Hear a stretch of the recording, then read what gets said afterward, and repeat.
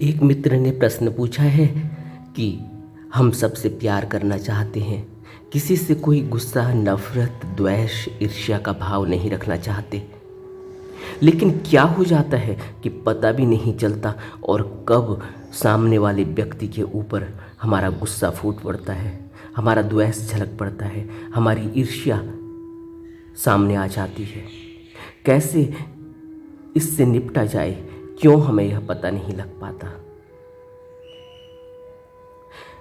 बुद्ध कहते हैं, एक द्वेष करने वाला जिससे द्वेष करता है या एक शत्रु भी अपने शत्रु की उतनी हानि नहीं कर सकता जितनी हानि उसका अपना गलत रास्ते पर गया हुआ चित्त कर सकता है। यह जो द्वेष, नफरत, ईर्ष्या का भाव किसी व्यक्ति के सामने आते ही उठ पड़ता है, यह ऐसा नहीं कि हम करना चाहते हैं। हम नहीं करना चाहते, कोई भी नहीं करना चाहता। क्या कोई व्यक्ति क्या गलत है और क्या सही है यह नहीं जानता।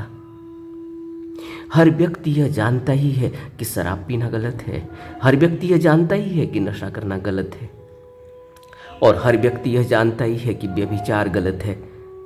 हर व्यक्ति यह जानता ही है कि गलत रास्ते पर चलने से भविष्य में सारी तकलीफ और सारी परेशानियां पैदा होंगी। फिर उसके बाद भी यह दुनिया कहाँ है। क्यों ऐसा नहीं हो पाता, जबकि व्यक्ति पढ़ा लिखा होता है, समझदार होता है, अच्छी जगह काम कर रहा होता है, अपने परिवार का पालन पोषण कर रहा होता है, लोगों में मान और आदर भी है उसका, लेकिन उसके बावजूद उसे पता ही नहीं चलता कि वह गलत काम कर रहा है। वह गलत जानकर भी गलत क्यों करता है। क्यों कोई आदमी गुटखा, तंबाकू और सिगरेट पीता है, क्या उसे पता नहीं कि यह गलत है, इसके परिणाम गलत हैं। क्या उसे रोज़ उसके गलत परिणाम उसके सामने आते नहीं। जब वह सुबह उठता है, मुंह कड़वा हुआ है, खांसी उठ रही होती है, कुछ भी अच्छा नहीं लग रहा होता, सर भारी हुआ होता है, और जब वो पहली सिगरेट जलाता है उसके बाद उसे लगता है कि अब कुछ तसल्ली मिली। क्या यह व्यक्ति जानता नहीं है कितनी तकलीफ में है। उसके बावजूद भी यह क्यों गलत करता है। और यह एक प्रोफेसर है, कॉलेज में बच्चों को पढ़ाता है, या यह एक साइंटिस्ट है, या यह एक बिजनेसमैन है, फिर यह क्यों नहीं समझता। इसलिए बुद्ध कहते हैं कि गलत रास्ते पर गया हुआ चित्त जो हानि कर सकता है, उतनी हानि कोई अपना शत्रु भी नहीं कर सकता। हमें इस बात पर विचार करना होगा कि कोई यहाँ हमारा दुश्मन नहीं, हम स्वयं अपने दुश्मन हैं। हमारा चित्त ही हमारा दुश्मन है, और यही चित्त अगर सही रास्ते पर चले तो यही सबसे बड़ा मित्र भी बनता है, यही सबसे अच्छा दोस्त भी बनता है, यही हमारी मदद भी करता है। और सभी बुद्ध पुरुष हमसे कहते हैं कि अगर चित्त सही दिशा में जाए, अगर मन पॉजिटिव हो जाए, सकारात्मक हो जाए, तो यही मन फिर आध्यात्म की ओर प्रगति करता है। यही मन है जिसने ध्यान साधना में आगे बढ़ना है, यही मन है जिसने प्रगति करनी है, निर्वाण तक पहुंचना है, यही मन है जिसने इस लोक से परम लोक की यात्रा करनी है, यही मन है जिसने इस संसार में भी सुख भोगना है, असली सुख। यही मन है जिसने इस संसार में दुख भोगना है। इस संसार में इंद्रियों का सुख भी यही मन भोगता है, जो बाद में दुख में तब्दील हो जाता है और फिर यह दुखी हो जाता है। इसीलिए बुद्ध कह रहे हैं कि गलत रास्ते पर गया हुआ चित्त जो हानि कर सकता है, उतनी हानि तो कोई शत्रु भी नहीं कर सकता। और हम शत्रु के पीछे पड़े हुए हैं, हम द्वेष कर रहे हैं किसी आदमी से कि यह हमारा सबसे बड़ा शत्रु है, यह हमारा सबसे बड़ा प्रतिद्वंदी है, यह हमारा सबसे बड़ा दुश्मन है। लेकिन हकीकत क्या है? हकीकत यह है कि हमारा चित्त ही हमारा सबसे बड़ा शत्रु है।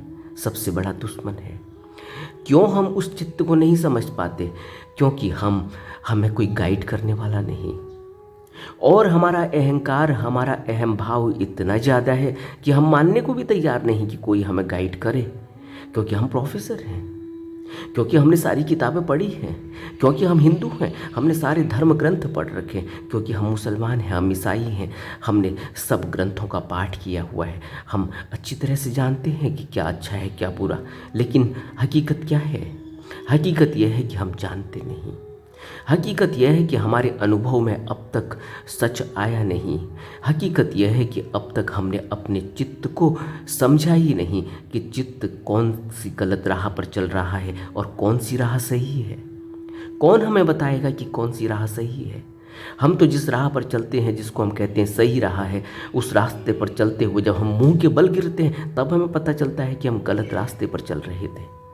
उससे पहले तो हम सीना तान कर चलते हैं और सबसे कहते रहते हैं कि हम सही रास्ते पर चल रहे हैं, और जब वही सही रास्ता सबसे बड़े दुख का कारण बन जाता है तब हम अफसोस करते हैं, और अफसोस करते हैं अपनी भूल पर। लेकिन उसके बावजूद भी हम सीखते नहीं। ज़िंदगी का अनुभव हमारा क्या कहता है?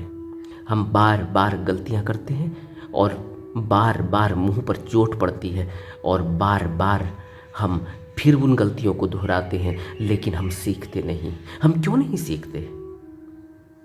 हम इसलिए नहीं सीखते क्योंकि हम किसी भी गाइड का सहारा नहीं लेते, हम किसी गुरु का सहारा लेने को तैयार नहीं। हमारा अहम भाव, हमारा अहंकार, हमारा मन कहता है कि तुम सही हो, तुम गलत कैसे हो सकते हो?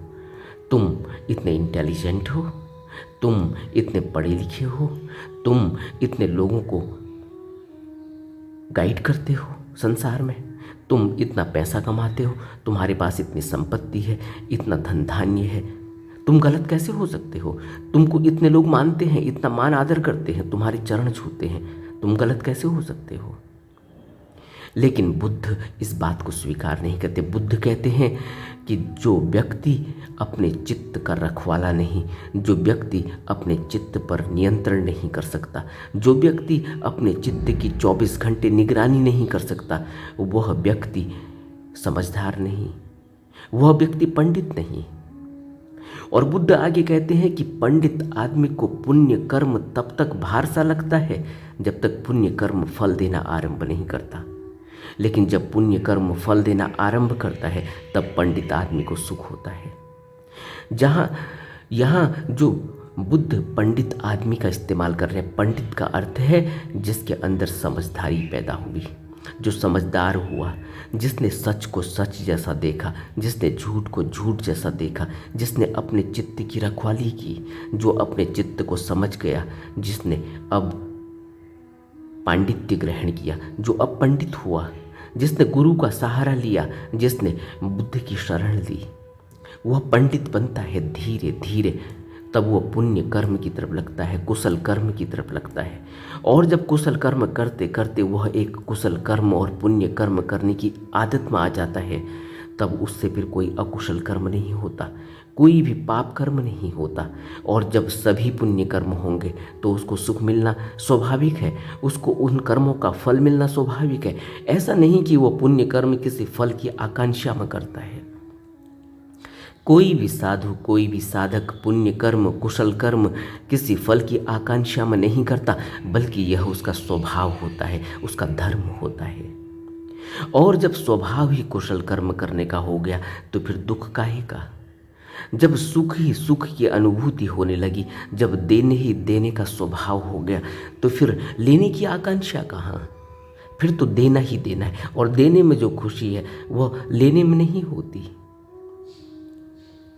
इसलिए बुद्ध कहते हैं कि सबसे पहले अपने चित्त की रखवाली करनी होगी। सबसे पहले यह समझना होगा कि चित्त गलत रास्ते पर चलता कैसे है, यह चित्त गलत रास्ते पर चला क्यों है, यह चित्त में संस्कार क्या हैं, यह चित्त में जो इम्प्रेशन लगे हुए हैं, यह चित्त में जो कंडीशनिंग हुई है, यह चित्त में जो कर्म की रेख लगी हुई है, यह कैसे साफ होगी। इसके लिए गुरु चाहिए, इसके लिए कोई गाइड चाहिए, इसके लिए किसी का सहारा चाहिए, किसी उपदेश का सहारा चाहिए, इसके लिए धम्म का श्रवण चाहिए, इसके लिए सद्धर्म की देशना चाहिए, इसके लिए कोई सत्पुरुष चाहिए, इसके लिए कोई वह चाहिए जिसने पाया है, जिसको हम भगवत्ता को प्राप्त हुआ व्यक्ति कहते हैं, जिसको हम भगवान कहते हैं, जिसको हम सतगुरु कहते हैं, गुरु कहते हैं, जो देने की ताकत रखता है, जिसने पाया है, जिसने एक उदाहरण बनकर हमें दिखाया है संसार में, जिसने अच्छी तरह से ठोक भाल के इस संसार को जिया, इस संसार में पाया, इस संसार के सुख दुख को अच्छी तरह से समझा। अभी तो हम इस संसार के सुख को सुख जैसा नहीं देखते, दुख को दुख जैसा नहीं देखते, क्योंकि हमें दिखाई नहीं देता। हमारी वह बुद्धि नहीं, वह विवेक नहीं, वह प्रज्ञा नहीं कि हम दुख को दुख जैसा देख सकें। हम क्या देख सकते हैं? हम जिस चीज़ को पाना चाहते हैं वह सबसे बड़े दुख का कारण बन जाती है बाद में, यह हमें पता ही नहीं चलता। और जब पता चलता है तब आँख इतनी बंद हो चुकी होती है, तब बुद्धि इतनी क्षीण हो चुकी होती है, इतनी बंद हो चुकी होती है कि तब सोच और समझ तक पैदा नहीं हो पाती।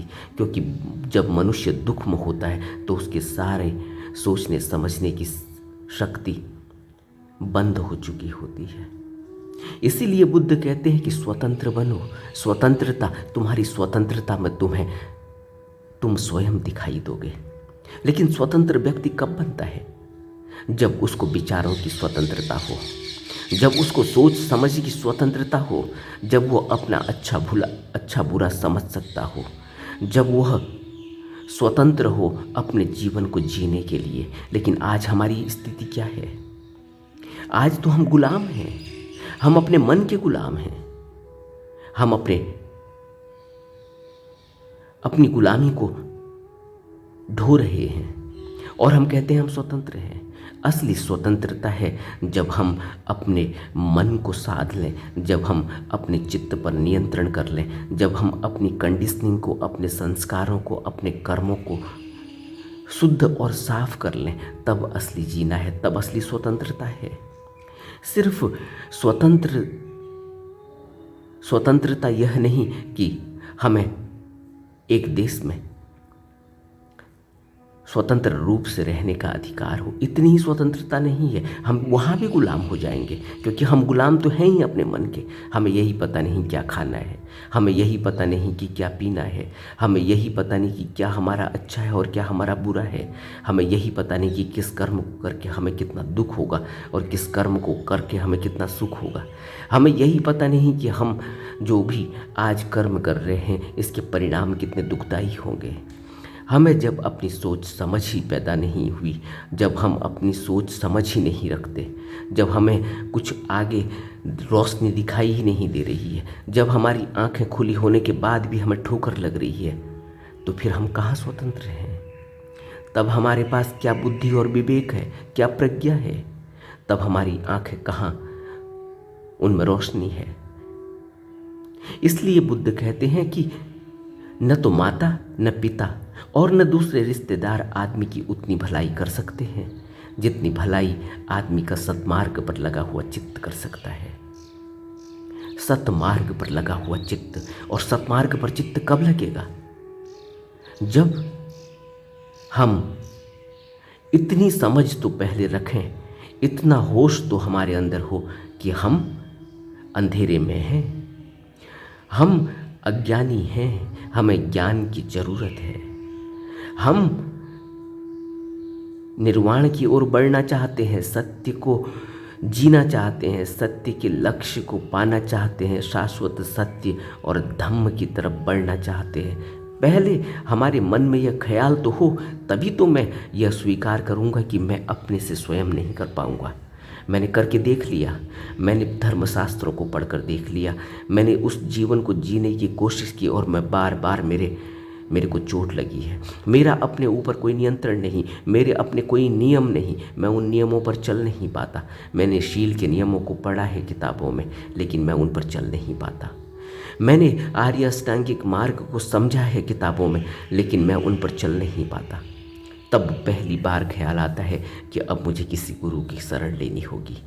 तब पहली बार याद आती है, पहली बार ऐसा भाव जगता है कि मुझे सरेंडर करना होगा, मुझे समर्पण करना होगा, मुझे अपने मन को छोड़ना होगा। जब तक मैं मन के कहे हुए चल रहा हूँ तब तक मुझे कुछ मिलने वाला नहीं, तब तक मुझे धोखे के सिवाय कुछ मिलने वाला नहीं। और जिस भी व्यक्ति ने मन को छोड़ने के लिए पूरी जी जान लगा दी, जिसने अपने मन पर नियंत्रण करने के लिए जोर लगाया, उसी ने फिर खोज की किसी गुरु की, किसी सतगुरु की। तभी उसने खोज की, तभी उसने समर्पण किया, तभी उसने अपने मन को किसी बुद्ध के चरणों में रख दिया। और जैसे ही बुद्ध के चरणों में कभी मन को रख दिया जाता है, वही असली समर्पण है। उसके बाद जो बुद्ध की देशना, जो भी बुद्ध कहेंगे वह सिर माथे पर है। फिर जो भी गुरु कहेंगे उनके कहे के अनुसार चलना है, अपने मन की मनमानी नहीं करनी।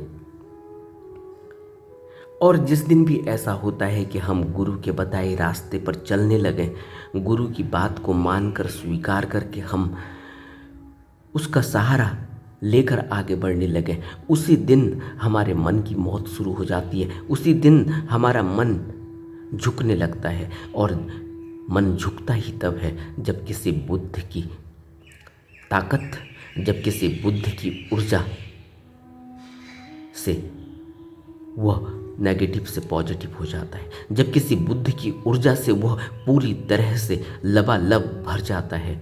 उसी समय उसे यह एहसास होता है कि वह जो जीवन जी रहा है, वह जो कर्म कर रहा है, वह जो सोच रहा है, वह व्यर्थ की बातें हैं।